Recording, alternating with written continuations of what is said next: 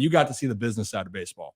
And as we know, and being a player, and technically, I guess you were my boss back in the day when I was with the Orioles organization, but you have to have that business side, that mentality of making decisions. And it's not trying to be personal, but it is just what you're trying to do for the better of the team. Do you have a memory where you were put in a position where you have to start to give the bad news? You have to be the bad guy because that's just a part of it. Do you remember something when you were coming up with, whether it was with the Cardinals or Houston, where it kind of sit in like, hey, this is how it works? Yeah, at least for me, it happens really gradually. You just get little doses of it, Little by and it little. increases. It depends on your path, but I was a scout, and you're really mostly delivering good news when you're a scout, because like you draft somebody, you get a lot of experience dealing directly with agents because you're calling them, and so that's a really good way to get to know everybody. And then you draft a guy, there's a negotiation, and it used to be a little trickier than it is now with the slotting system. Back then you really had to negotiate, and there was some suspense about whether the guy was going to sign, but mostly you're signing players and you're not the one like releasing them or firing people or things like this. But as you move up and start running departments, you just get exposed to that more and more. And it's very difficult, and it's something that doesn't ever go away in terms of difficulty, but you do, like anything, you kind of build muscles for it over time with practice. But it's tough, baseball, the whole nature of it, there's a set number of spots, and there's always people competing for them, and it's just a constant churn to the top for all these great baseball players around the world. All want to be up here, and there's only so many spots for it. And it's kind of our job to manage that. Yeah. Well, that's the thing, is like, I think if everyone had a choice, be like, yep, I want everyone to be in the big leagues, right? I tell people this all the time when I've had to give honest observations, not my opinion, but just going, well, look, everyone wants to be in the bigs, obviously. And then everyone wants to be able to tell you or tell the player, you're in the big leagues, you are our guy. But you're right, there is a limited amount of spots. And right now in Baltimore, with the prospects and the team and everything that you have, there are limited spots, obviously. I mean, this pool of talent is ridiculous. But also, I try to remind people, and this is maybe one of my pet peeves, so to speak, is that the prospects are so talented, but you also have a roster of guys that are veterans that have had so much success. And now you're no longer the team from 2021. And I was in the organization, some rough years, there was some rough times, but the team in general, how do you value, in some cases, the prospects? Yes, the upside's there. But with some of these veteran guys, it's hard to find guys that are proven in the big leagues, because the prospects, it's like a lottery. Is this fair to say? It's almost like a lottery ticket. You feel like you got a lot. If you have a lot of good players, you're thinking maybe 1, 2, 3 of these guys are going to be the all-stars you're hoping, but you don't know. But you do know you have talented guys like Anthony Santander came over, and all of a sudden from the Rule 5, and he's been the top offensive producer the last 2 seasons in Baltimore. Cedric Mullins obviously said he's one of my former teammates.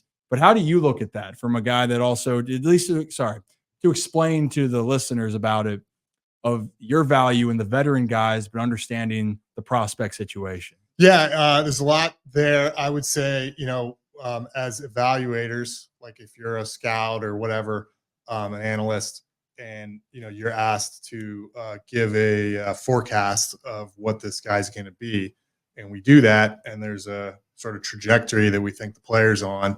But if you look at baseball history, and if you keep track of your predictions and you keep track, there's just a lot of variability for players, and it's more unpredictable than we appreciate in real time. And the future is very surprising sometimes. And so it's our job, I think if we're doing it well, it's a blend between, hey, we like this guy, we feel really good about him, we think he can grow into X as a player, but we've got to sort of stay nimble and see what happens, because there's players that are going to surprise you. There's just things that are going to change.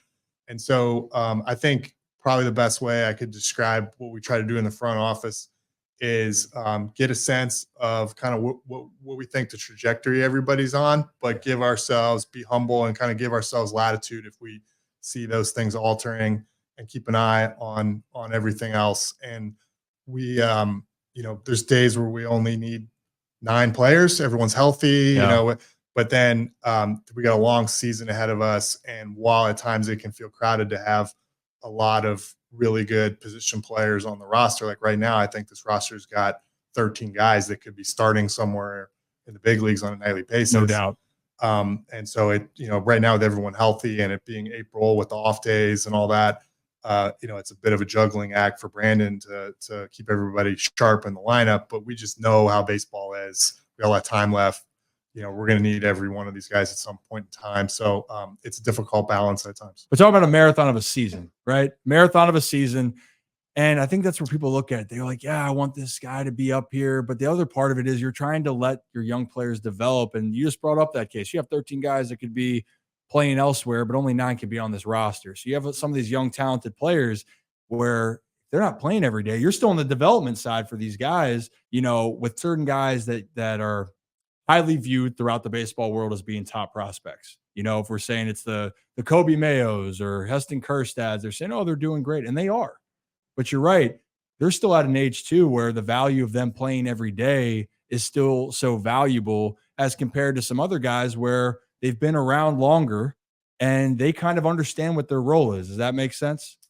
Yeah, definitely. I think there are young players, you know, guys in our system, whether they're 100% ready for the big leagues or not, different conversation. But even if they were, if they're not going to be able to play when they're up here, you don't necessarily want a player that young that you view as a long-term everyday guy to spend 3 months sitting on the bench and never playing.